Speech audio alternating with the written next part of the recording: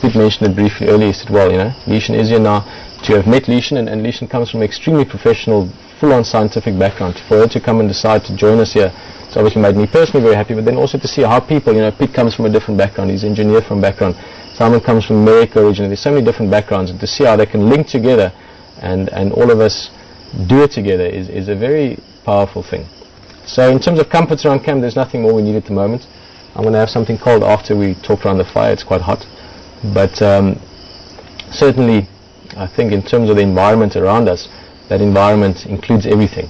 Often I talk about the fact that, people think that, the wilderness or nature is out here, where there's leopards and lions running around or things moving around and insects buzzing around. But nature is everywhere. You could be sitting in the middle of Central Park or, on Times Square for that matter, or somewhere maybe, looking at Trafalgar Square in London or wherever, in an aeroplane somewhere flying over the world. All of it is nature. We must never ever make the mistake of thinking that we are above nature as humans. It is all part of one space. But the areas of nature that I really like is the wilderness. So there's none of the environment that's really surprised me in that sense. I've grown up from before I could walk, being exposed to these kind of areas, so I've always been comfortable in it.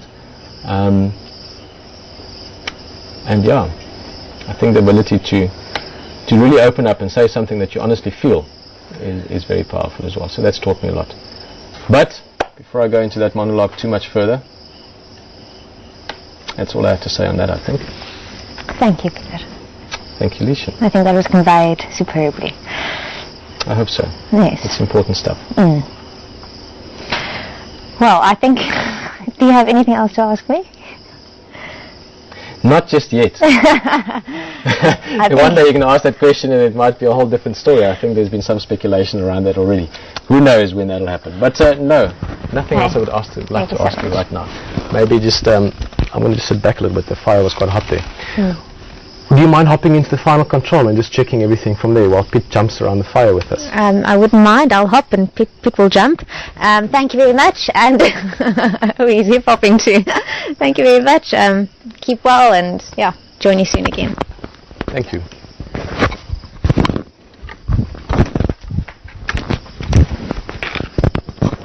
See, I can put this on. That should work, I think.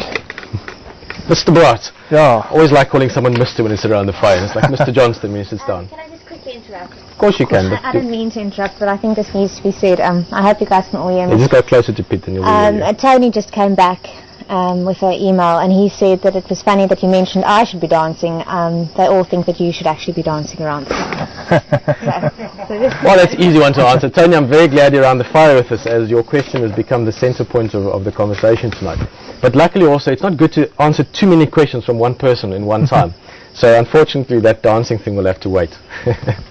Maybe one day. I'm very shy. I told Leishan it's one thing I'm very shy is dancing. Unless I'm alone by myself around a fire, funny enough. A lot of the dancing I've done has been around fires out in the bush.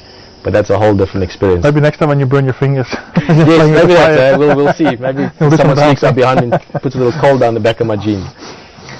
First of all, welcome back. You guys got back. You went to your last Fireside Chat yet? No. You I came back on the Monday. Monday, yeah. Drove up or down. It's always depending on what you look at it on Monday. Of course, you haven't got back to Sunday now. That's why. I'm just remembering time. Yeah. How was your Christmas, New Year's? Well, Christmas Eve. How was New Year's? Yeah, it was very good.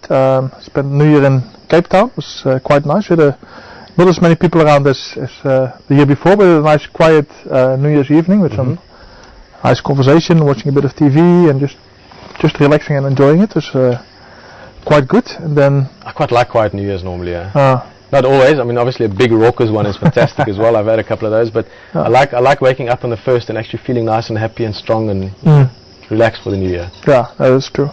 And then a couple of days afterwards, Renee and I went to Polokwane to do some birding, which was very nice as well.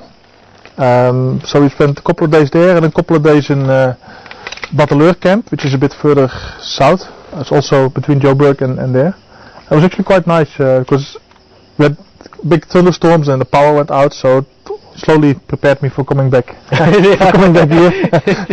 We had some really big power outage when you're not like in this kind of live environment. It must just be like Oh, that's easy. We just put a light on. You know, we put a torch or a candle and sorted. Yeah. The only thing is we didn't have matches, so I had to organize some matches. But no, otherwise it was fine. And then actually, the night just after the rain, we went there the next morning. Of course, there were fresh tracks, and actually we managed to follow the tracks of what turned out to be a brown hyena. The one that Okay. Oh yeah. Well, I looked at the pictures, but it's pretty we never got to see the hyena actually, but we were quite, as South Africans say, chuffed with ourselves that we had been able to follow it all the way along the road and find it and then deduce what happened and things like that. So it was quite even if we didn't see the animal, which would have been very nice, it was still a nice experience. And so saw some new birds, and we probably expect to see a little bit more, but we had some thunderstorms, and that's not very good for birding. But still, we enjoyed ourselves very much, and that's what it's all about, I guess.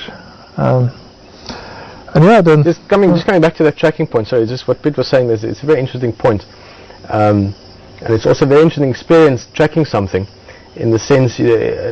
And Piet, I'm going to let you elaborate on it, but it immediately made me think of a specific experience I had in the Namib Desert, or not the Damara Desert, if you want, in northwestern Namibia, where it was a beautiful riverbed, dry riverbed, but desert. I mean, in the riverbeds there's a few trees and some grass, but the rest is desert, beautiful landscape. And we found tracks of 2 cheetah males, and we found where they'd spray marked a tree and scratched and walked on and stopped to look around, and what you said is, even though they didn't see the animal, but having tracked it and being chuffed at the ability to do that, but it is in some ways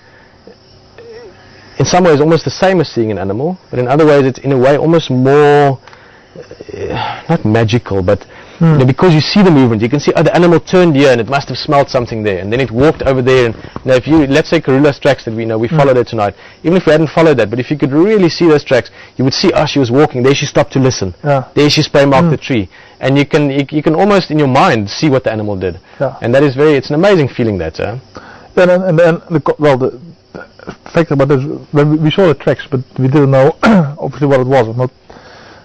So we knew it was something canine, had the 4 toes and the claw marks and things like that. So we also think, what is it? And then we found some big tracks and some small tracks. So we figured there were 2 animals, but brown hyena's front and back paws are it's very different in even size. More pronounced than spotted hyena. It's very pronounced. So actually, that's how we got in a way confused. But then later the part of it is also then you look it up on some things and you find, it must have been the same animal. And so next time we see a track like that, it's a brown hyena. So that's a nice way of learning. Actually, it's much.